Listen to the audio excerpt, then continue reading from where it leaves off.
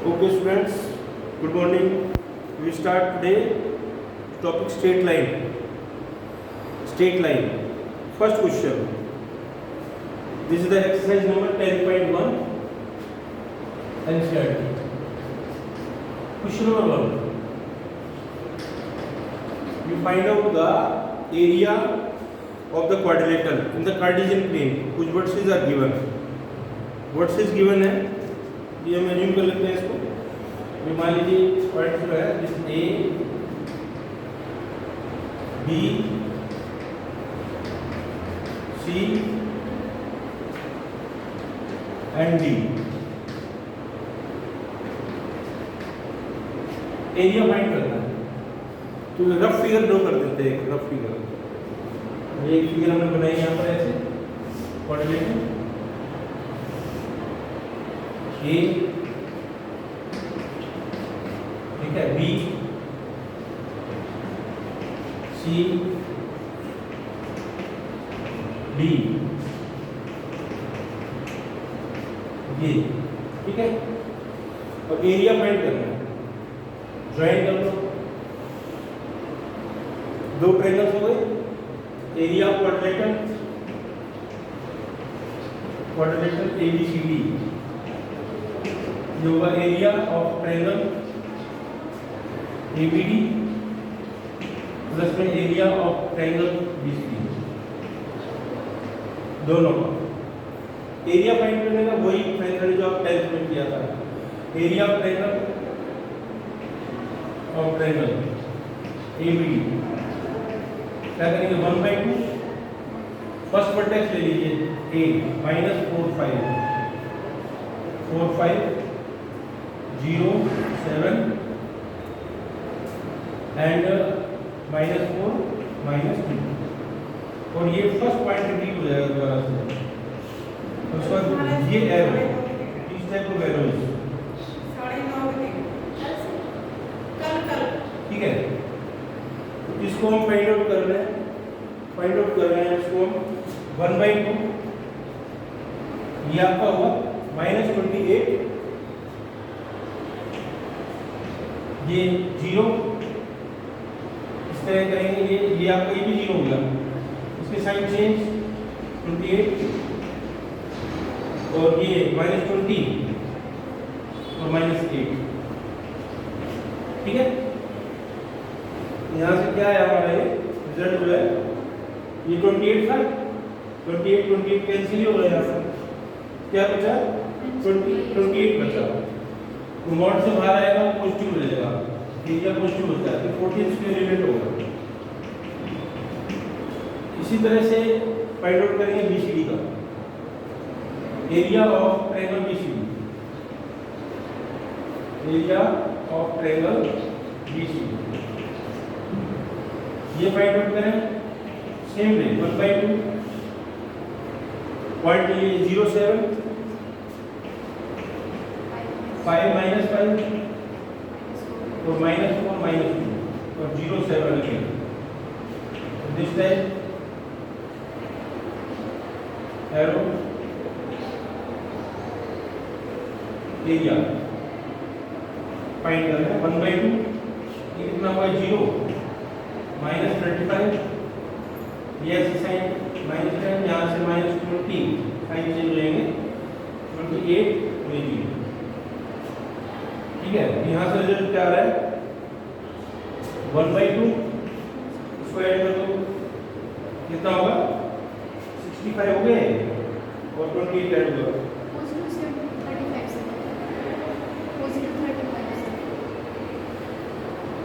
0. ये sign change होंगे. ये आपको -10 ये ऐसे -20 साइन चेंज होंगे.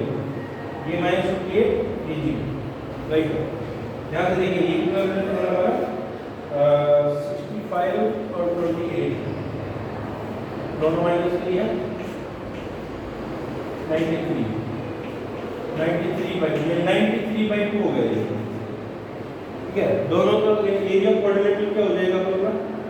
ये रिजल्ट आया था 14. एरिया क्वाड्रिलेटरल एबीसीडी तो ये 14 प्लस में 28 plus 93 121 by 2 square units 121 square units. ठीक है, this is the area of quadrant. ये फर्स्ट सम था हमारा। Now next sum, second question देखिए।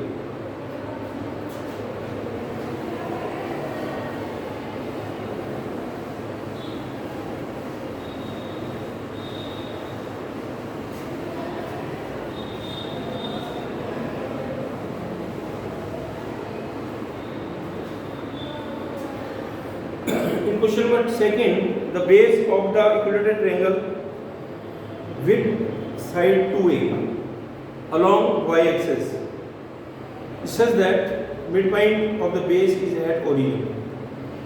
ये इस टाइप से एक ट्रायंगल बना है।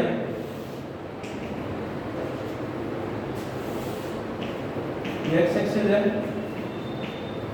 y एक्सिस ओरिजिन, इसका बेस जो है ना वो y एक्सिस पर है,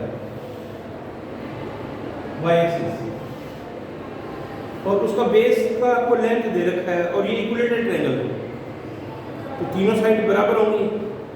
आपको 2a दे रखा है, 2a, ये 2a दे रखा है, ये लेंथ, वो कह रहे हैं ये मिड पॉइंट है। इसका मतलब साफ है, ऊपर a हो गया और नीचे भी a ही होगा। और एक कोऑर्डिनेट किस पर है? ये कोऑर्डिनेट y एक्सिस पर है। तो ये कोऑर्डिनेट कितना हो जाएगा हमारा? ये कोऑर्डिनेट फाइंड करें। ये ओरिजिन है, y एक्सिस पर है, पॉजिटिव डायरेक्शन में 0 होगा, x तो 0 होगा, 0 a। ये डाउनवर्ड में नेगेटिव होगा, ये माइनस, ये कितना होगा? 0 माइनस a, x तो 0 होगा यार। अब ये फाइंड करना है। इसको फाइंड करने के लिए देखिए क्या करेंगे हम, आपको चाहिए ये चाहिए आपको, ये डिस्टेंस कितना होगा, जबकि इसकी सभी साइड कितनी होंगी? 2a, ये भी 2a है, तो आप इसको नेम दे दो a b c, ये o है वही। ठीक है, तो किस राइट एंगल में आइए और ये लेफ्ट फाइंड चाहिए, इससे फाइंड करो, चाहिए इससे फाइंड करो। फिर right angle AOB, AB square OA square OB square, OA square, AB आपका कितना है? यहाँ से देखो AB 2a, OA हमें फाइंड करना है, OB A है, 4a स्क्वायर, यहाँ से OA स्क्वायर होगा 3a स्क्वायर, OA √3a हो गया, √3a, ये आपका आया √3a। ये कोऑर्डिनेट क्या हुआ? अच्छा एक बात और ध्यान रखना, ये प्लस माइनस का होगा, ये रूट लिया ना हमने यहाँ से, प्लस माइनस, ये प्लस का भी हो सकता है, तो ये इधर भी हो सकता है ट्रायंगल और उस साइड भी हो सकता है। इससे दो आंसर आने वाले हैं इसके। ये एक ही कोऑर्डिनेट में है, ये √3a 0 हो सकता है और माइनस √3a 0 भी हो सकता है, कोऑर्डिनेट ऑफ ए। तो कोऑर्डिनेट ट्रायंगल क्या है? कोऑर्डिनेट्स ऑफ ट्रायंगल ABC वो हो सकते हैं, क्या हो सकते हैं? √3a 0 हो सकता है, ठीक है, 0a और 0 माइनस a, तो ये हो सकते हैं आंसर। और ये भी हो सकता है माइनस √3a 0, 0a और 0 माइनस a, दोनों हो सकते हैं। ये कोऑर्डिनेट प्लस माइनस दोनों हो सकते हैं। ठीक है, ये आपका कोऑर्डिनेट ऑफ ट्रायंगल ABC। अब क्वेश्चन नंबर 3 देखिए आप, थर्ड सम। ठीक है, क्वेश्चन नंबर 3 में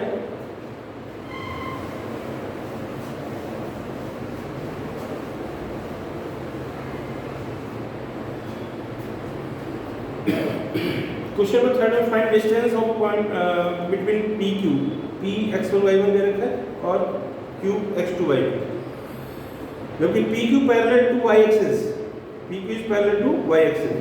तो यहाँ से देखिए एक बार पी क्यू पैरेलल कह लें हम, या ये भी कह सकते हैं कि पी क्यू जो है वह वाई एक्सिस पर ही है।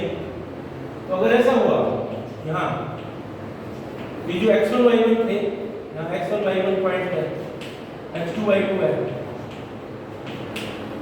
तो अगर ये हम यहाँ पर लेते हैं ये तो जीरो हो जाएगा, x1 ये जीरो हो जाएगा, x1 y x2 दोनों जीरो हो जाएंगे, यानी ये कोऑर्डिनेट हो जाएंगे 0 y1 और 0 y2। इनके बीच का डिस्टेंस कैसे, डिस्टेंस का आपने से ये तो जीरो ही हो जाएगा, x2 - x1 whole square y2 - y1 whole square under the root. तो सिंपल ये आएगा y2 - y1 square under root. और इसको हम अगर बाहर निकालते हैं ये मॉड में ही आएगा y2 - y1 y2 - y1, ये आपका डिस्टेंस होगा, क्योंकि यहाँ पर कोऑर्डिनेट जो है ना ये x1 और x2 जीरो हो जाएंगे y एक्सिस पर। और अगर ये यहाँ पर हो x एक्सिस पर हो तो क्या होगा, y जीरो हो जाएगा, जीरो। तो उसके बाद ये क्या बन जाएगा, x2 - x1 का होल स्क्वायर अंडर रूट, यानी ये x2 - x1 हो जाएगा। ठीक है, this is your question number 3। Now question number 4। Fourth सम देखिए, फोर्थ क्वेश्चन में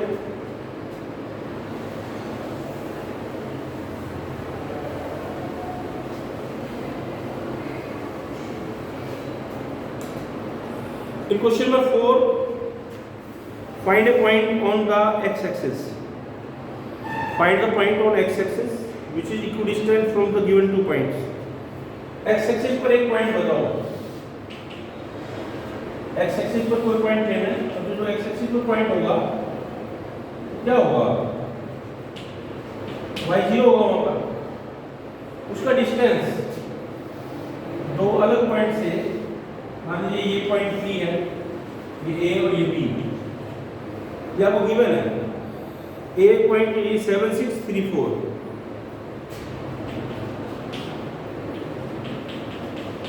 इक्वल दे रखा है आपको, equidistant from the given two points, यानी कि आपको यहाँ गिवन है PA इसका टू PB, ये गिवन है, राइट। स्क्वायर कर दो, ऑन स्क्वायरिंग बोथ साइड्स। अगर हमने स्क्वायर किया तो जो फॉर्मूला अपने लगने वाला डिस्टेंस फार्मूला उसका रूट नहीं आएगा। अब आप P फाइंड करेंगे, P से A, ये क्या आएगा, x - 7 का स्क्वायर 0 - 6 का स्क्वायर, रूट नहीं लगना है, स्क्वायर है ना। PB फाइंड करेंगे क्या आएगा, x - 3 स्क्वायर 0 - 4 स्क्वायर, ये आपका होगा x स्क्वायर प्लस 49 माइनस में 49 plus 36, x square plus 9 minus 6x plus 16, x square cancel हो गया, ये इधर ले लीजिए माइनस 8x, ये आप देख रहे हैं सब उधर ले जाओ, 25 49 माइनस 36, ये कितना हो गया हमारा,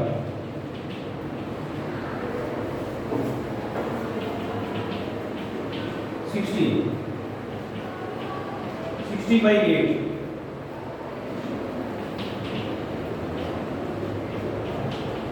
15 by 2, ये कोऑर्डिनेट जो बने P का कोऑर्डिनेट जो होंगे वो 15 by 2 0, ये पॉइंट है x एक्सिस पर जो कि A और B गिवन पॉइंट से, गिवन टू पॉइंट से इक्वल डिस्टेंस पर है।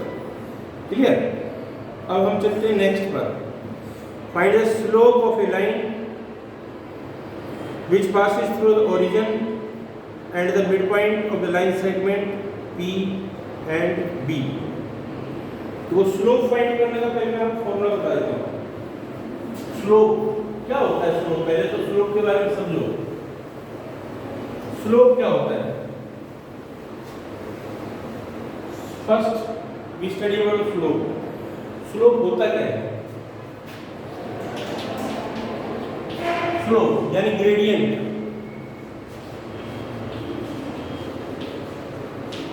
स्लोप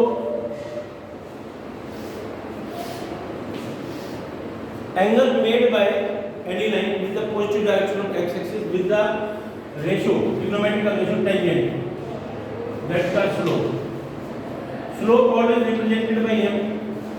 अगर m एंगल दे रखा है तो स्लोप होगा tangent थीटा। और अगर दो लाइन से पास हो रही है, दो लाइन से, अगर कोई लाइन दो लाइन से पास हो रही है, मान लीजिए a b 2 point x1 y1 x2 y2 लिए हैं, ठीक है, तो स्लोप होगा स्लोप m यानी कि y2 minus y1 upon x2 minus x1। Third, अगर किसी लाइन की इक्वेशन गिवन है तो स्लोप m से रिप्रेजेंट होता है minus coefficient of x upon coefficient of y, ठीक है, ये स्लोप का फॉर्मूला है। चौथा, स्लोप फाइंड कर सकते हो आप किसी भी कर्व या किसी भी लाइन का डेरिवेटिव फाइंड करके dy dx। तो अब हम फार्मूला लगाने वाले हैं ये वाला इक्वेशन में स्लोप, ठीक है। देखिए क्वेश्चन क्या है,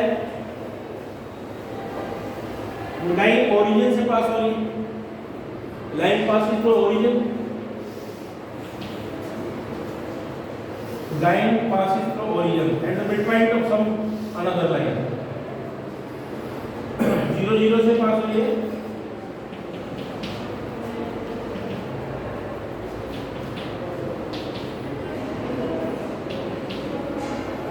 जीरो जीरो ओरिजिन से पास हो रही है और किसी अदर लाइन यानी कि दे रखा है 0 - 4 8 0 की रफ फिगर है हमारी, जिस आइडिया है आपको इसलिए हमने फिगर बनाया 8 0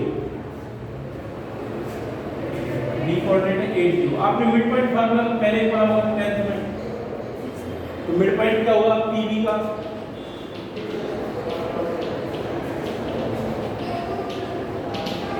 x1 + x2 डिवाइड बाय 2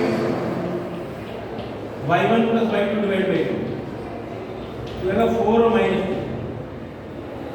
अब आपको इस लाइन का स्लोप फाइंड करना है, इसका डी कोऑर्डिनेट हमने फाइंड आउट किए हैं 4 और -2। हमने आपको बताया स्लोप फाइंड करने का 2 पॉइंट फॉर्मूला क्या था, slope y2 - y1 upon x2 - x1, ये स्लोप होता है। अब आप देख सकते हैं इसमें किसी को भी आप x1 y1 ले लें, x2 y2 ले लो, नो प्रॉब्लम। हमने माने ये x1 y1 है और x2 y2 है, y2 - y1 upon x2 - x1 यानी 4 - 0, तो -1/2 स्लोप हो गया आपका, -1/2 is the slope, is the slope of the required line. Next question number 6 कहता है without using the Pythagoras theorem use नहीं करनी है, but then you show that these point form a right angle triangle, ये right angle triangle बना रहे हैं। तो आपको मालूम होगा राइट एंगल ट्रायंगल में क्या होता है, दो लाइन आपस में परपेंडिकुलर होती है, टू लाइंस परपेंडिकुलर ना, राइट एंगल तभी फॉर्म होता है। तो कोई भी दो लाइन का अगर मान लीजिए स्लोप निकालें, देखिए two lines are said to be perpendicular if the product of their slope is -1। अगर उन दोनों के स्लोप की प्रोडक्ट -1 आ जाए तो लाइन परपेंडिकुलर होती है, तो दो लाइन पैरेलल होती हैं। कब पैरेलल, जब उनके स्लोप इक्वल हो, अगर दोनों के स्लोप इक्वल हो तो क्या होती हैं, पैरेलल होती है, समझा है। और 2 पॉइंट फार्मूला हमने लिखा ही है, आपको बताया है 2 पॉइंट पर स्लोप फाइंड करने का फार्मूला y2 - y1 अपॉन में x2 - x1। तो हम क्या करेंगे, तीन सेगमेंट बनने वाले, हमें नहीं मालूम कि कहां पर राइट एंगल है, तीन में से कोई दो की प्रोडक्ट अगर -1 आ गई तो परपेंडिकुलर हो जाएंगे, परपेंडिकुलर है तो वो राइट एंगल ट्रायंगल फॉर्म करेंगे। तो हम यहाँ पर स्लोप फाइंड कर रहे हैं। 3 आपको दे रखे हैं कोऑर्डिनेट्स ट्रायंगल के। कोऑर्डिनेट्स जो हैं that are 4 4 3 5 और -1 सबसे पहले स्लोप निकालो ए बी का, इसको m1 y2 - y1 upon x2 - x1, ये -1 आ गया आपका। स्लोप इसके बाद निकालो BC का,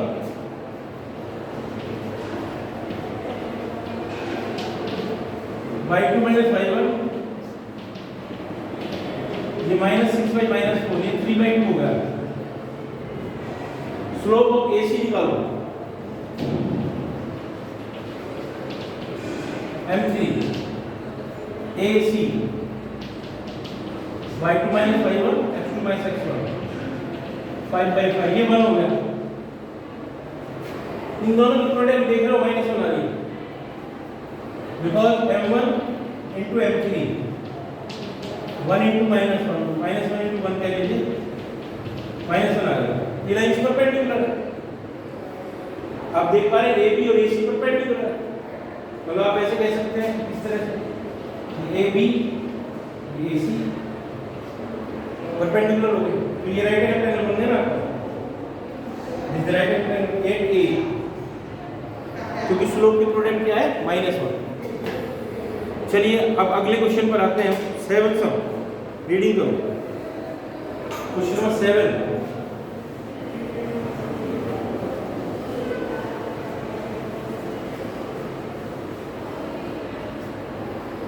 In question number 7, find slope of the line which makes an angle of 30 degree with the positive direction of y-axis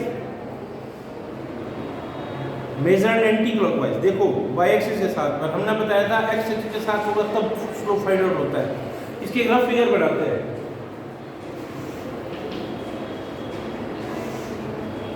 वो लाइन जो है वो y-axis के साथ में, देखिए find slope of the line which makes an angle of 30 degree with the positive direction of y-axis measured anti-clockwise। Anti-clockwise कैसे होगा? इस तरह से y-axis के साथ पॉजिटिव डायरेक्शन 30 डिग्री का एंगल बना देंगे इस तरह से 30 डिग्री, ठीक है। तो x-axis के साथ कितना होगा 60 डिग्री, इधर कितना हो जाएगा ये 60 डिग्री, समझ में? तो ये थीटा हो गया हमारा, क्योंकि हमें स्लोप फाइंड करने के लिए positive direction of y x-axis चाहिए, x-axis। तो हमारा जो फॉर्मूला है स्लोप का वो होता है m slope tan theta, tan 60 कितना होता है √3, ये ओके। इस एक्सरसाइज में 14 सम है, 7 हमने अब किए हैं, 7 नेक्स्ट लेक्चर में करेंगे, ओके। Thank you.